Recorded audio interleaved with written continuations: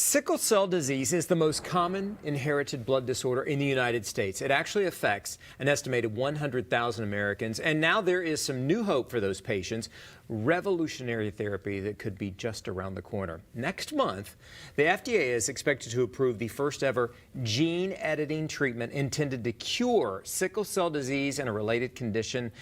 Our KSTP expert, health expert, Dr. Arkel Georgiou, is joining us now. Take a deep dive into this topic. And Arkel, we're so glad you're here.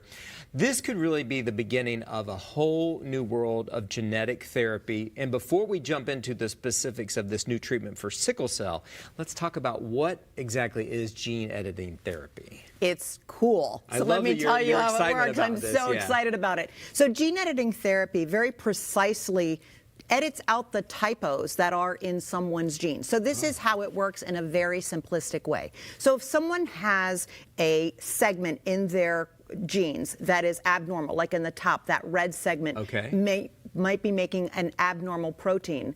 The CRISPR gene editing system, because that's what's being used here, is a mechanism that almost acts like scissors. And it goes in and knows exactly where to cut, and it cuts that segment of gene out.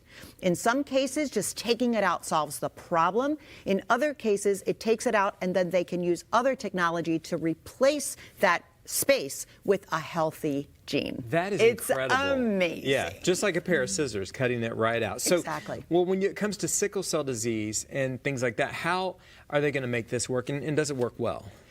It actually looks like it's working extraordinarily well. So studies are small because, and they were done in the UK, there were about 40 people that have been treated, 29 people that have been followed for a year, and 28 of those 29 people have been free of a severe pain crisis for that year. And that is just extraordinary. Yes. So the results really look pretty good. The results are similar for another condition that this same therapy is also treating, which is thalassemia. So it's very, very promising. Fascinating when you hear that. Okay, and I know people listening to this say, well, what are the risks that are associated with this treatment?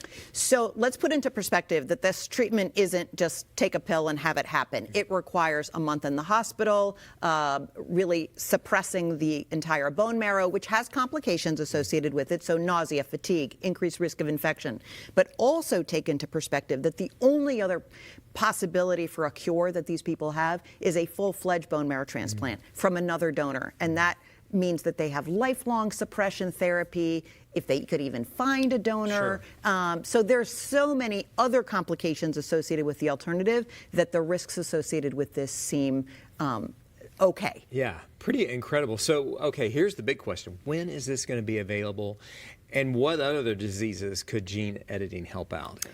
So this was approved in the UK, and it is expected to be reviewed and approved in the United States by the FDA either December 8th or 9th. So we're really crossing our fingers for that.